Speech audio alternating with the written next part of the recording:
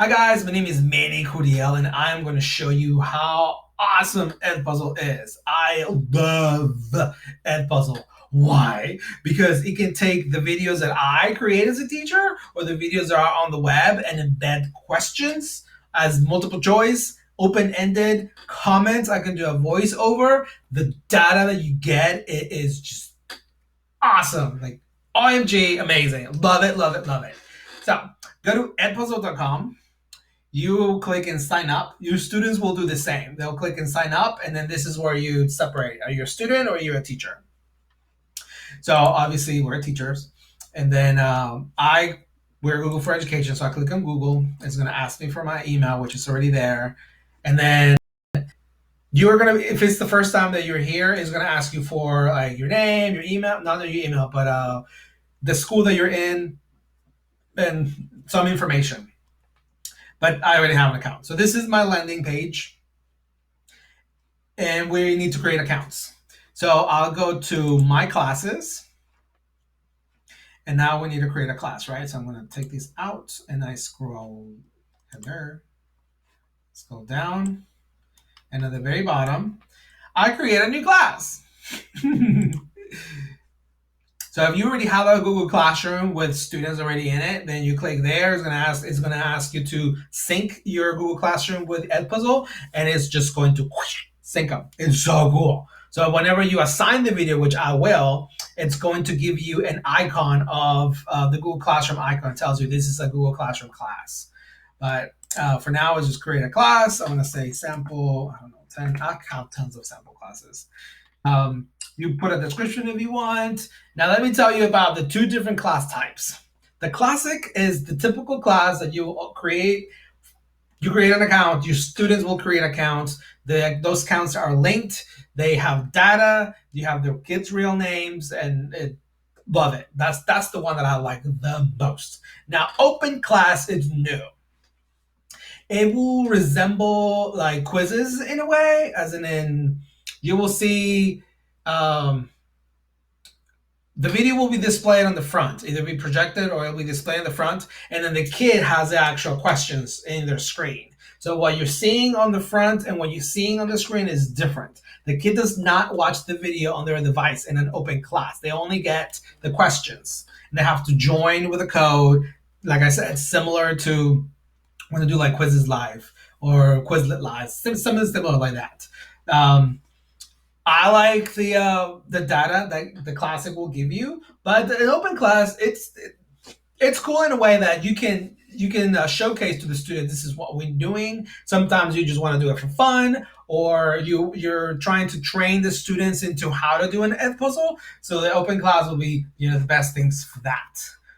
Then I create my class, my sample class, and then to invite my students to this class, I click invite students. It gives you a specific code. It also gives you a link that you can push, or you can send them an email if your students are old enough to have emails. So now let's create a video.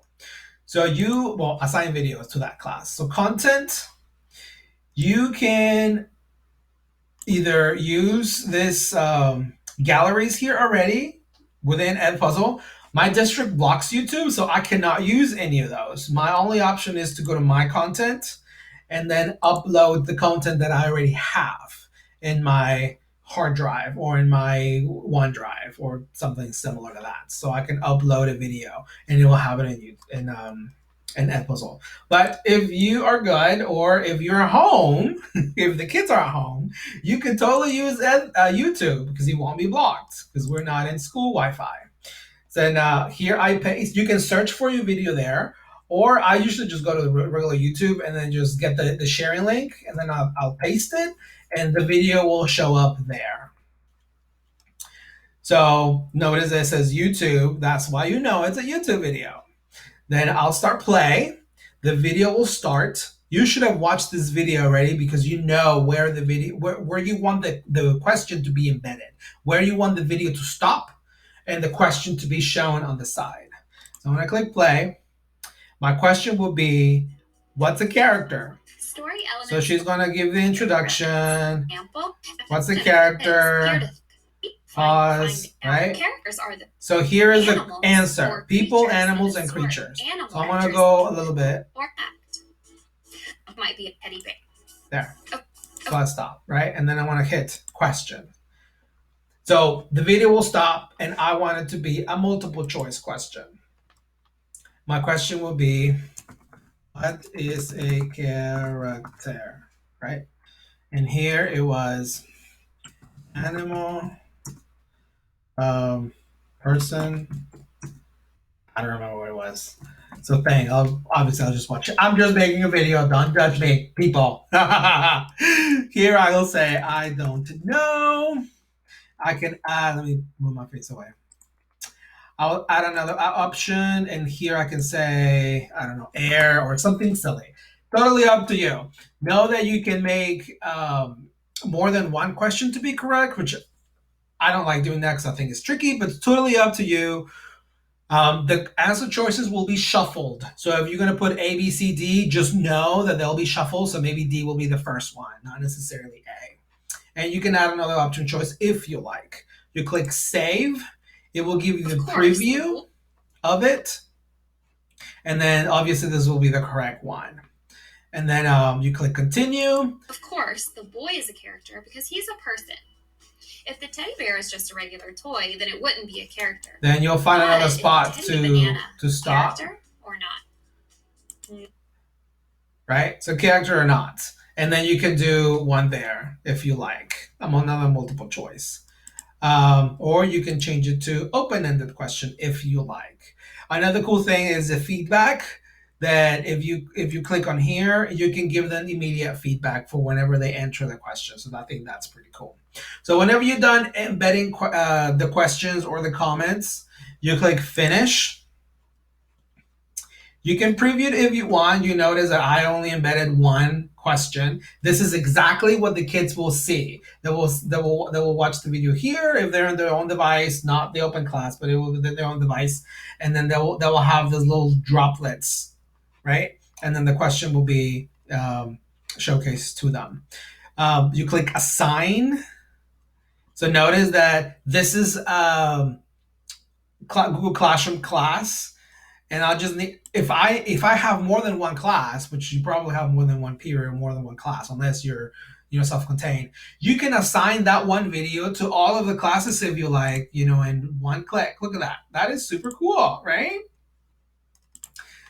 I just love it. So new PD, I click assign. Prevent skipping is the student will not be able to fast forward the video. They have to watch the whole thing.